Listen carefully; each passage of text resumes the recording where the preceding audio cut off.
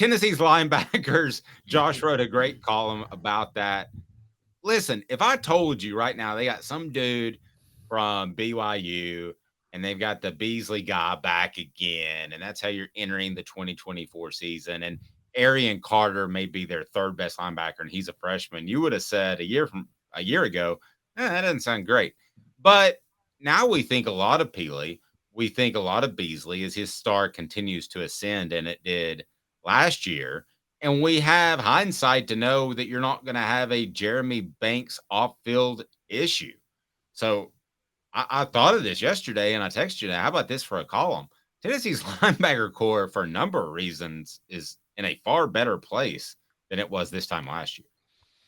Yeah, it is for several reasons. That's why we try to lay them out. So we can begin with the starters. Aaron Beasley was one of the bright spots on last year's team in terms of how he was talked about in August and then how he was viewed after the Orange Bowl. He was a really important contributor for the team as the season went along. He had an MVP-worthy performance. The award went to Joe Milton, and that's perfectly fine. But if it didn't go to Milton, I think it had to go to Aaron Beasley with how he played against Clemson. He was terrific. So now with that experience, and he played at Mike, he played at Will last year, he has experience in multiple spots and another offseason to prepare for this year. Aaron Beasley is one of Tennessee's best players now at linebacker, when a year ago we were talking about him as a guy that, oh, they're going to have Beasley out there. So he's made a big step in where he is as a player. And then Pili is a guy that comes in with a lot of experience. He's a two-time captain at BYU. So when you look at the room of linebackers, one, they didn't have a lot of guys last year or 2 years ago. They were, for a lot of the time, at 3 players on scholarship that they trusted to put out on the field, and the trust was not really strong with 1 or 2 of those guys. Jeremy Banks was a good player on the field for them, but there were questions whether he would be on the field. Juwan Mitchell is a guy that could produce at times, but dealt with a suspension. He has already been dismissed by Arizona State. That report came out earlier this week. When he left Texas to come to Tennessee, the word out of Austin was, yeah, led the team in tackles, but they're okay with him moving on. Why was that? So Banks and Mitchell were 2 players that were important, but they didn't have as much accountability as was needed. Pili is the opposite of that. 25-year-old married college football player who has as much experience as anybody in the nation. And then the talent to go behind those guys. Arion Carter is a guy that was coveted by Alabama, and it looked in the spring to be for good reason because he has a ton of ability. They like T-Lander a lot. Jalen Smith, well, he's probably more of a long-term guy because he's needed to add more weight, but has really impressive speed at the position. And then Elijah Herring, the way that he played last year, I think he was one of the surprises from the 2022 class in terms of he was shot out of a cannon when he stepped out on the field at linebacker. They all have a lot to learn, talking about the second-year guys and the freshmen, but they have more ability than the reserves that Tennessee played the last couple of years. And the starters, I think, are as good or better than we've seen and far more accountable. They went from Banks, again, being an important player, and I mentioned the column. He deserves credit for the steps that he had taken from 2019 being dismissed from the team to being back on, but he still had work to do. And that's not a question at all with Tennessee starters right now. Josh, speaking of that, because you're right, they kind of ran 3 linebackers last year, even though it's mostly 2 starters at one time, because it was Banks, Juwan Mitchell, and Aaron Beasley. Okay, so just from an ability standpoint, Banks, Juwan Mitchell, Aaron Beasley, and then this year, Keenan Pili, Aaron Beasley, and I'm going to say Arion Carter. Which 3 would you take, just from on-the-field ability? On the field ability, I would take this group. Carter probably has the most upside in terms of talent. He's also a freshman, so the least experience. Beasley, compared to Beasley a year ago, is better. So I know that I just trust that he's a better player than he was 12 months ago. So there's an upgrade. Pili, I think, is as good. Let's see in space, but in coverage, those kinds of questions, that can be a question for any linebacker at that position. Banks was aggressive the way that he was able to make plays in the backfield. I think Pili will be able to do that as well. He's still learning the defense, but from the leadership that you get at that position, I consider that to be a bit of a skill. So that's an improvement for Tennessee's defense. It's maybe close in terms of the top 3, but Beasley's better than he was a year ago.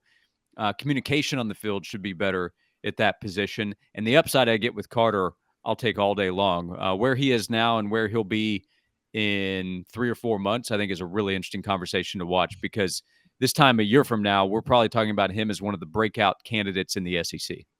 Yeah, and the other thing that last year, did we talk about Tennessee's linebackers having a higher ceiling as the season went on? I don't think we did. I mean, was there any reason to believe that Tennessee would be better in game 12 than they would be in game 1? Whereas, as you presented, Arion Carter is going to get better. What reason do we have to believe this time last year that the Vols were going to make some super jump at linebacker? I think they kind of were what they were, right, Josh? Yeah, other than Beasley, like the development Beasley made from the start of the season. So he started out early on when Juwan Mitchell was available for, I think, the first 2 games of the season, and he played really well. And I think we came out of that saying, okay, they've got something here. And then by the end of the season, he's playing at such a high level.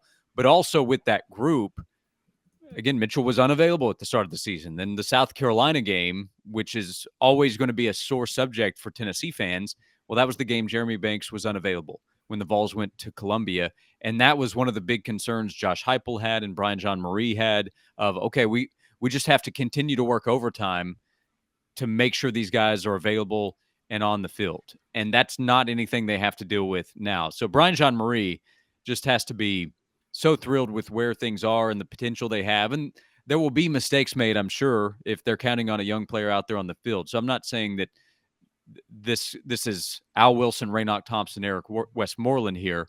But in terms of upside and accountability and leadership, among the starters last season, Banks was probably the one they had to manage the most. Keenan Pili is the one they have to manage the least. That's an upgrade.